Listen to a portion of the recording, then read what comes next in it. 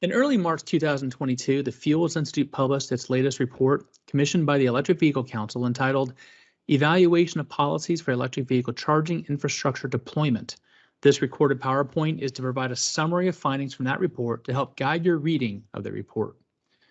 The motivation behind the publication was to look at the need to build EV charging infrastructure to support the growing population of electric vehicles in the United States. There are several policies and programs being put into place to support EVSE deployment. Federal government is investing $7.5 billion, while states, municipalities, and other organizations are developing and implementing programs to support the deployment of charging infrastructure. The EV Council wanted to provide some insight into past experiences to help guide the development of successful programs going forward. So we commissioned ICF to take a look at past, existing, and potential new policies and programs to see what worked and what did not.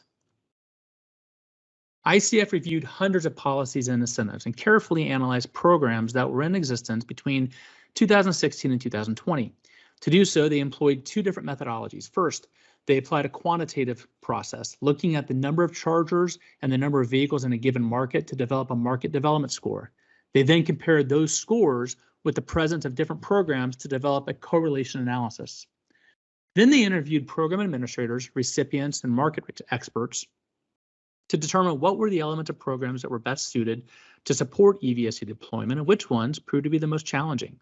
Then they compared the two results to see in what circumstances the qualitative input from individuals matched up with the quantifiable data analysis. Let's start by looking at some of the statistical data. What we see here is not too surprising. The markets that had employed more programs and incentives to encourage EVSE market development actually resulted in higher market development scores. In fact, 80% of the top 10 states in terms of their market development score had implemented the same 7 similar policies, and all of the top 10 states had implemented air quality and emissions regulations. Which mix of policies are implemented in a given market does affect market development as well. Within the report, there's a more detailed analysis of what kinds of programs were combined in certain markets and what the result in market development actually was. Financial incentives are clearly important. When we look at the data, and investment per capita increases, so too does EV charger installation. What this data shows is that public funding may account for roughly 26% of the variation in charger station deployment among states with and without similar investments. This data matched what everybody else was saying in the interviews, that financial investment is very important to supporting market development. Now, how you implement those incentives is also important. Rebates came across with highest correlation to market development, with grants coming in second. But there are key programmatic elements that must be considered. It is not just about making money available. When ICF interviewed the various stakeholders, they were able to determine which features of incentive programs are most effective. Rebate incentives were highly regarded because they are simple, and this is a trend we'll find throughout the whole report. Simplicity and ease of use are important. The next finding was that funding administered by state agencies was preferable to federal agencies because they are typically more flexible in their programs. Finally, federal tax credits, in contrast to what was just said, were identified as very important because they provide long-term financial stability. Further, stakeholders said that it is important to allow public and private funds to be matched, and that programs should provide clear instructions and proper guidance to eliminate some of the hurdles and challenges often associated with gaining access to the resources. Avoiding programs that are slow to fund disbursements or impose lengthy application processes were also reported as challenges to effective program design. Meanwhile, streamlining the application process and ensuring there's a deadline setting a time frame for releasing the money were identified as important. Federal grant programs were listed as ineffective because they are often designed in a way that requires a lot of administrative work, and that results in delays and frustration. Finally, a lack of flexibility in program design or overly prescriptive programs cause problems. Programs should set parameters and guidelines, but shouldn't get into picking specific site locations, and should be much more flexible to work with the applicant to get the money into the market as fast as possible to ensure EVSE stations are installed. Now, there are other programs that are not financially oriented. There are laws and regulations, air quality programs, emissions programs, climate change, energy initiatives These all had fairly strong correlations to EVSE installation, and when combined with other programs like financial incentives, they proved to be quite effective. How these are designed and how they're implemented is also very important, just like it is with regard to incentive programs. Interviewees noted that programs that incorporated a broader regional application across markets were more effective, especially if they set actionable goals for EV adoption, EVSE deployment, GHG emissions reductions. Consistency is rated as very important. In addition, it was also noted that a clear commitment from the state executive officers, such as the governor, really helped spread the program throughout the jurisdictions by providing that top-down support. Other attributes that were identified as supportive included defining EVSE as an accessory use to expedite approvals, ensuring that charger hosts can resell the electricity without being regulated as a utility, and supporting utilities to invest in make-ready programs and other programs that would support EVSE deployment. On the other side, ineffective features involve this lack of standardized permitting processes that result in unreasonable soft costs and lack of flexibility in program design, similar to the concerns expressed regarding incentive programs.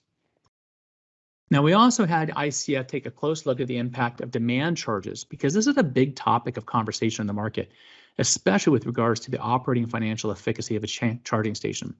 From the data, they found no indication that demand charges had negatively affected DC fast charger installations during the time period they were reviewing.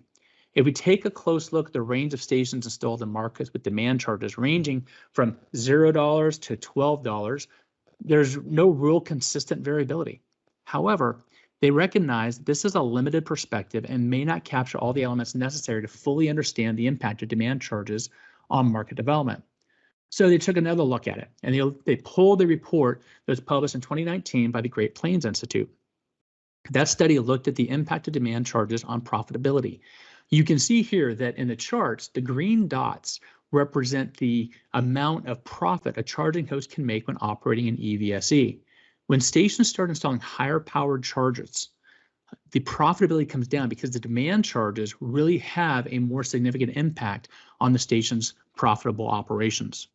Interviewees pointed out almost universally that the public EV charging station utilization status now is not compatible with the current utility model.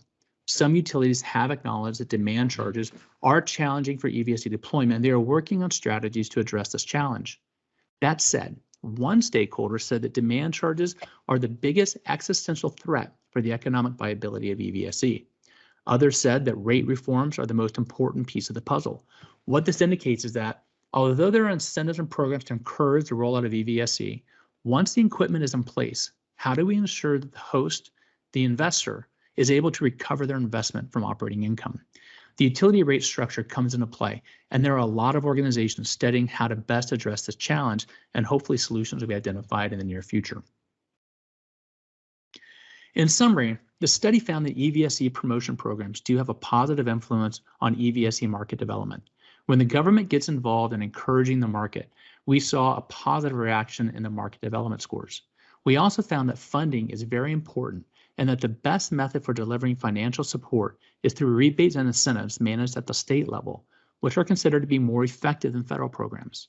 To the extent that money can be sent down to state or local levels for implementation, those programs seem to be more successful. In general, the study found that simplicity, flexibility, and clear guidance coupled with actionable goals were recipes for success. Ensuring broad buy-in from a large regional set of regulatory agencies to provide market consistency can also enhance the effectiveness of such programs. Regulatory programs that address climate change or air quality emissions had a pretty strong influence in EVSE market development as well. For example, California's low carbon fuel standard, which offers credits for those who install EV chargers, was noted by many interviewees as having a significant influence on EVSE deployment in that state. Finally, letting charger hosts sell electricity and encouraging utilities to implement make-ready programs and create EV-focused rates and incentives were mentioned as very effective. These are a few of the key findings that can help guide policymakers to develop effective EVSE-related policies and programs. This narrated slide deck provided a high-level overview of the report, and I encourage those interested in EVSE deployment to download the full report, free of charge, to gain the most value out of the study. Go to fuelsinstitute.org. There, you can download the full report, an executive summary, and an infographic. You can also listen to a podcast we published a while back with one of the key authors and read an article we published that focused in on the financial incentives that were analyzed in the report. Take a look, and if you have any questions, please do not hesitate to reach out to the Fuels Institute. Thank you very much for listening.